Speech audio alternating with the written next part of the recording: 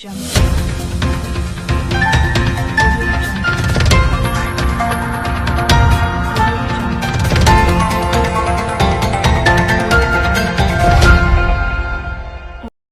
téléspectateurs, voici pour vous le sommaire de cette édition.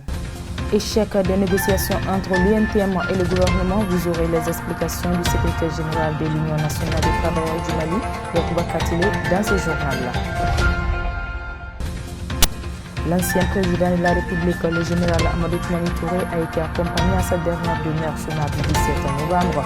Nous y reviendrons plus en détail.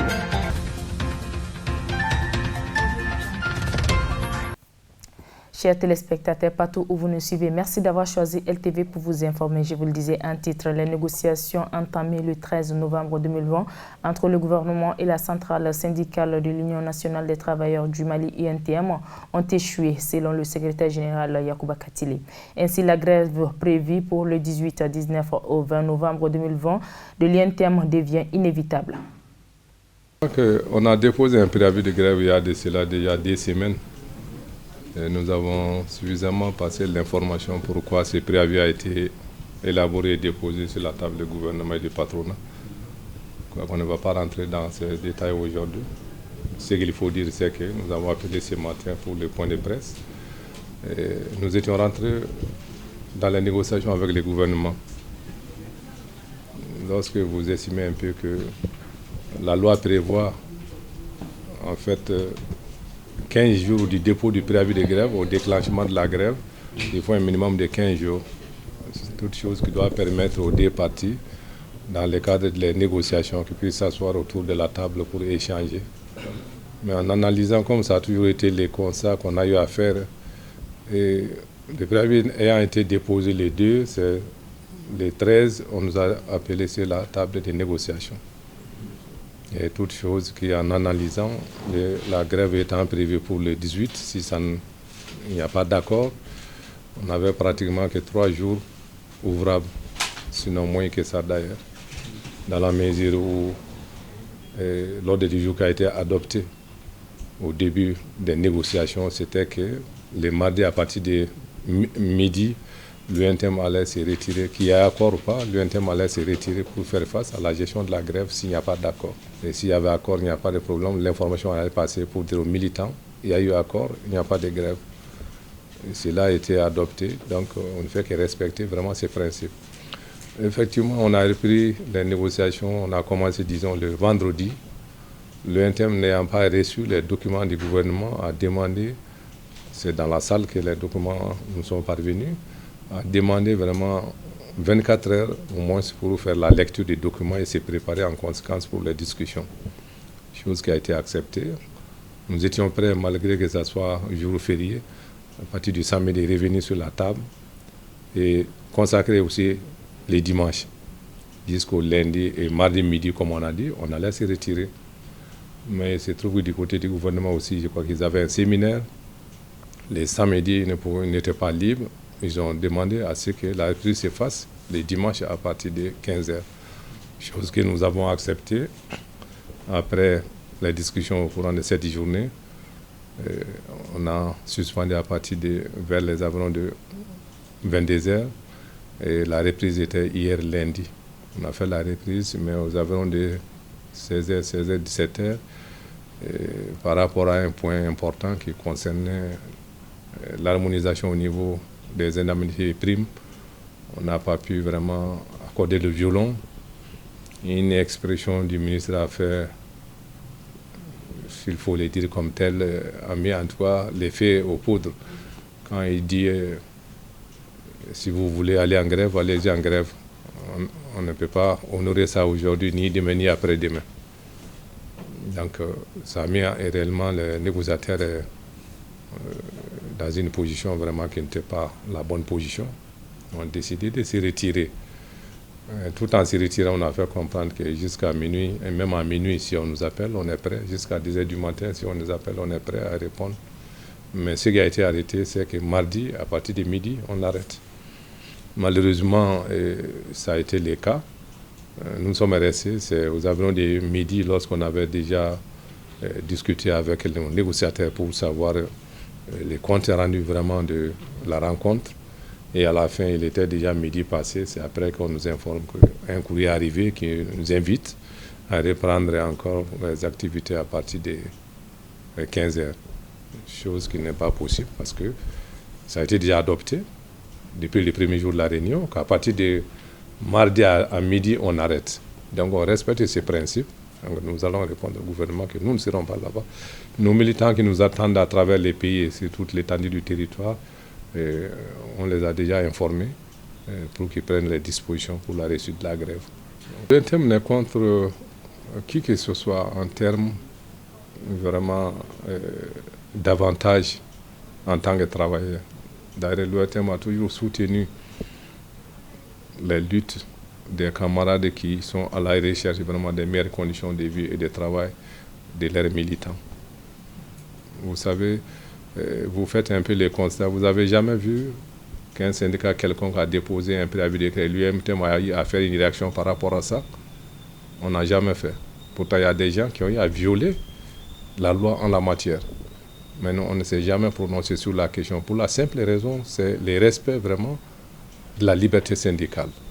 Lorsque certains propos vont amener à décourager les gens quand ils se trouvent dans certains syndicats pour aller en grève parce que ce que vous allez dire, ça reflète vraiment la réalité. C'est la légalité. Les gens en analysant ce que l'UNTM a dit par rapport à notre truc, c'est ça la réalité. Ça risque de créer vraiment des difficultés. Et c'est une entrave à la liberté syndicale. On ne s'est jamais prononcé sur ces questions par rapport à d'autres personnes.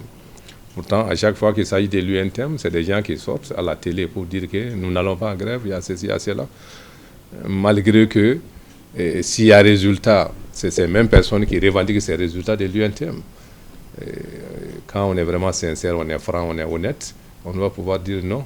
S'il y a des résultats, ça ne nous concerne pas. Nous n'avons pas grévé, nous n'avons pas demandé, nous n'avons pas besoin. Pour le Mali, plus particulièrement pour sa famille, ses amis, il est venu avec le souffle de la vie. Il repart avec le vent de l'espoir, l'espoir d'avoir accompli avec nous un pas de plus dans le bonheur du Mali. L'ancien président de la République, Amadou Toumani Touré, a été accompagné dans sa dernière demeure ce mardi 17 novembre 2020. Vivez ces moments forts en direct de la place d'armes du génie militaire avec nos reporters. La cérémonie des obsèques nationales du président ATT s'est déroulée ce matin du mardi 17 novembre 2020 au siège du génie militaire de Bamako. Toute l'attention était portée sur Mme Touré Lobo Traoré, ses enfants et ses petits-enfants. Le président de la transition, le vice-président, le premier ministre ainsi que plusieurs personnalités ont tenu à manifester leur compassion et leur soutien à la famille de l'illustre disparu. Les militaires ne sont pas restés en marge de cette cérémonie. Une marche funèbre avec le corps couvert du drapeau national sur les chariots et un défilé des troupes terrestres et aériennes. Voilà comment ils ont manifesté leur hommage à leur général. Très touchés par les marques de sympathie et d'affection que leur ont témoigné tout le peuple malien à cette occasion de grande tristesse. La famille du président ATT a tenu à remercier les uns et les autres. C'est avec une grande émotion et une immense tristesse que je prends la parole au nom de notre maman, Touré Lobo Traoré, de nos oncles et tantes, de mes frères et sœurs et des petits-enfants, pour dire merci à toutes ces personnes ici présentes et rendre un dernier hommage à un grand homme d'État, mais qui est d'abord et avant tout un époux, un père, un frère, un grand-père, le général Amadou Toumani Touré. Vous comprendrez bien que notre chagrin soit infini et notre douleur très vive, mais nous nous consolons à travers tous les éloges entendus ici au Mali, en Afrique et dans le monde, sur l'œuvre de papa, sur son humilité légendaire et son exemplarité. Les messages de condoléances ont souligné l'attachement viscéral de papa à son pays. Nous, sa famille, pouvons témoigner que tout ce qu'il faisait, il le faisait avec amour et passion. Il a donné sa force et même sa santé au Mali. Son seul réconfort était de constater que son action contribue à améliorer la vie des populations. Papa exemplaire, toujours attentionné et affectif, à l'écoute des enfants à tout moment et en toutes circonstances. C'est ainsi qu'il nous appelait affectueusement souvent. Fanta sa sœur, Mabo sa maman et moi sa petite chérie. Pour nous les enfants, comme on le dit en Bambara, Amadjoutala, en d'autres termes, il ne nous doit rien. C'est cet amour qu'il a eu pour nous qu'il a porté sur tous les enfants du Mali, en leur dédiant une fondation à la fin de la transition. Quand papa est devenu président de la République, c'est maman qui s'est occupée de la Fondation pour l'enfance, qui est le symbole de leur commun dévouement à la cause des tout-petits et de leur mère en général et des couches les plus vulnérables en particulier. Maman a déjà prouvé qu'elle peut suppléer papa. Il nous laisse donc entre des mains sûres et affectueuses. Maman a toujours été le pilier de la famille et papa nous a toujours dit de prendre soin d'elle et de la protéger. Comme le dit l'adage, elle a été la grande dame derrière le grand homme ATT, s'occupant sans relâche des frères et sœurs de papa et de ses amis, en plus de ses devoirs de mère et de grand-mère. En parlant de grand-mère, je pense à leurs petits-enfants, ces enfants qui ont grandi dans les bras de papa. Il a été à la fois un père et un grand-père, aimant pour ses petits-enfants, qui sont inconsolables de ne plus pouvoir taquiner papy. S'agissant de ses frères et sœurs, alliés et amis, il a toujours été là quand on a besoin de lui, toujours prêt à aider, à conseiller, à consoler et à trouver des solutions aux problèmes posés par les uns et les autres, et tout cela en toute discrétion. C'était quelqu'un sur lequel on pouvait compter en tout temps. Mesdames et messieurs, je ne saurais terminer mon propos sans exprimer au nom de la famille du président ATT nos sincères remerciements au président de la transition et à toutes les autorités du Mali pour l'organisation de ces funérailles nationales et toutes les dispositions prises depuis l'annonce du décès. La famille exprime avec une immense émotion sa reconnaissance au gouvernement de Turquie, qui s'est mobilisé aux côtés de maman à Istanbul. Les honneurs militaires rendus et les prières formulées pour le repos de l'âme de papa, en présence du vice-président de la Turquie, du haut commandant de l'armée, du gouverneur d'Istanbul, du corps diplomatique africain accrédité à Ankara, ainsi que des ressortissants maliens et africains basés dans la ville, nous ont profondément touchés. La famille remercie très sincèrement tous les chefs d'État africains pour leur soutien multiforme, particulièrement le président Denis Sassou Nguesso de la République du Congo pour son amitié et son estime de toujours pour papa, qui s'est manifesté avec davantage de force depuis son exil à Dakar jusqu'à son dernier souffle. Nous n'avons pas de mots pour saluer et magnifier ce soutien dont les diplomates congolais à Dakar et en Turquie ont été les dignes messagers. Une mention particulière doit être faite au président de la République du Sénégal, son Excellence Macky Sall, et à l'ensemble du peuple sénégalais pour la généreuse hospitalité accordée au président ATT et à sa famille plus de 6 ans durant. Le Sénégal était devenu une partie de lui-même. Un grand merci à ceux des chefs d'État qui ont dépêché des délégations pour assister à la présente cérémonie. Mesdames et messieurs, c'est le lieu de saluer mes grandes sœurs, Fanta et Mabo, qui, contre l'avis de papa, ont laissé leurs enfants pour venir à son chevet 2 semaines durant aux côtés de maman pour l'entourer d'affection et de chaleur. Peu avant son départ pour Istanbul, Il a remercié Fanta et Mabo en ces termes. Je n'étais pas favorable à votre venue, mais vous avez été plus qu'utile. Et pour un papa, la plus grande chance, c'est d'avoir des filles.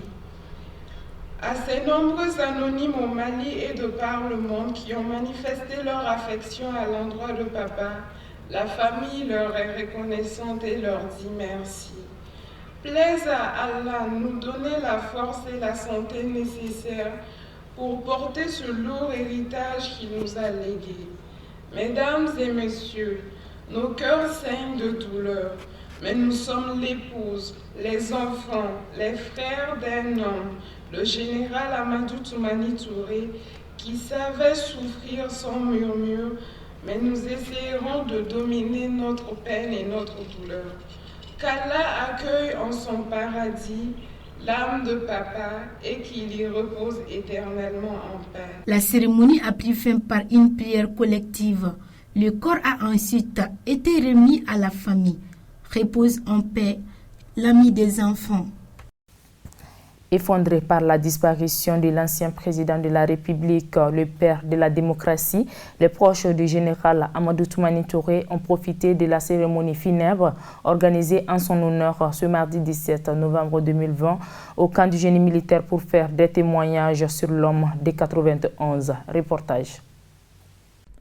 Ils étaient nombreux, hommes, femmes, jeunes et enfants, à se réunir à la place d'armes du génie militaire, à rendre des honneurs funèbres à ce digne fils de la nation qui a rendu d'énormes services à son pays. C'est dans une atmosphère de tristesse que les amis et proches de l'ancien président de la République du Mali, Amadou Toumani Touré, effondrés par cette disparition, ont fait des témoignages sur l'homme. Un homme de pardon et surtout un homme de paix. Un homme de paix qui a toujours prôné le consensus comme mode de gestion. Et aujourd'hui, les mots nous manquent vraiment pour magnifier et qualifier l'homme.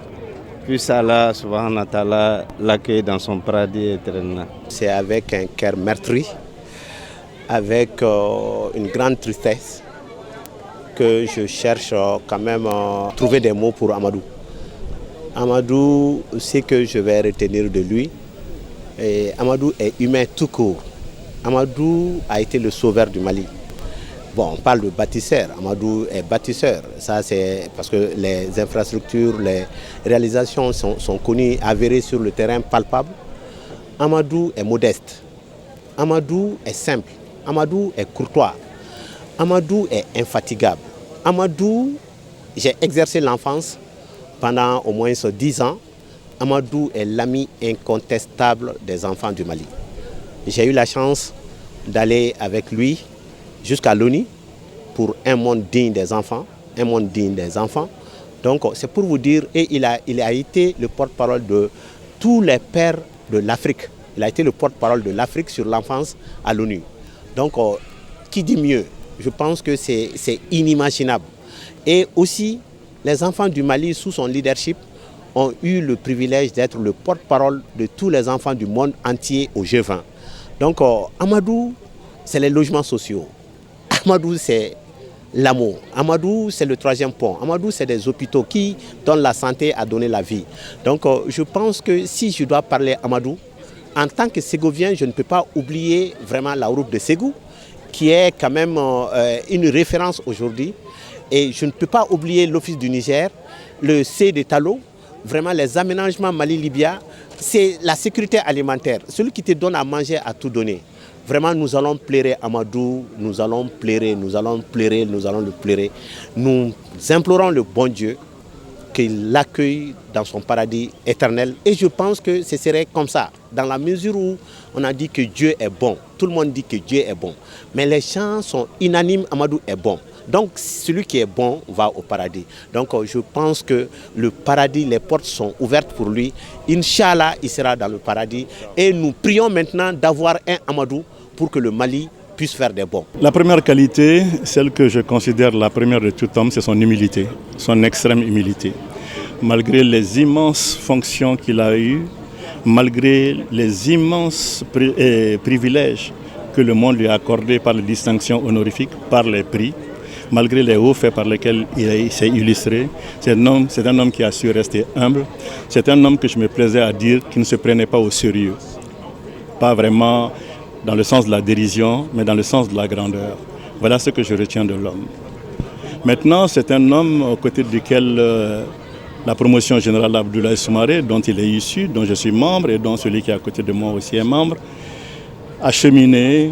C'est un homme que nous avons connu, serviable, un compagnon qui ne laissait tomber personne, qui a toujours été un bourreau du travail et qui est resté au fil des années de la jeunesse jusqu'à cet âge adulte où certains depuis longtemps auraient, comme on dit, raccroché les crampons. Mais, comme vous le savez, c'est un monsieur qui continue à fomenter des projets jusqu'à ce que la grande faucheuse soit venue l'arracher à l'affection de toute une nation. Si j'ai envie de le présenter un tout petit peu en ces moments pathétiques, je dirais que seuls ceux qui sont nés après 1991 ne savent pas tous les grands faits qui ont été faits, puisque l'origine de la démocratie elle-même, c'est la transition de 91, c'est la grande démocratie, c'est l'arrivée qui était à l'avènement de cela. C'était encore cet homme, Amadou Toumani Touré, que nous appelons le soldat bâtisseur aujourd'hui, mais le soldat démocrate également.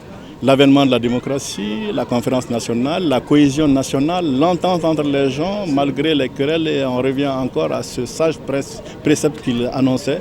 Mais c'est ce monsieur. Les grands travaux dans ce pays depuis 50 ans, c'est ce monsieur. Tout porte son empreinte.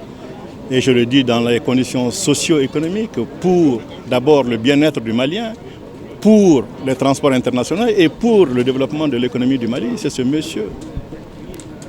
Alors, retenir une chose de Amadou Toumani Touré, c'est presque autant des écoles, c'est comme si vous posiez une colle, tellement il y en a. À son actif, une bonne cinquantaine d'œuvres d'Hercule, à commencer par le pont de l'amitié de Bamako, la cité administrative, le palais des sports, des routes comme celle Bamako-Kangaba, Bamako-Sikasso via Bougouni, le pont de Gao, des échangeurs multiples, l'interconnexion électrique Mali-Côte d'Ivoire, la construction d'hôpitaux et surtout l'initiative AMO qu'il présente volontiers comme l'une de ses plus grandes fiertés de son exercice présidentiel. Dors en paix, Général Amadou Toumani Touré. Dors en paix, Général. Ainsi prend donc fait ce journal d'information. Merci de l'avoir suivi et bonne suite des programmes sur la Liberté Télévision.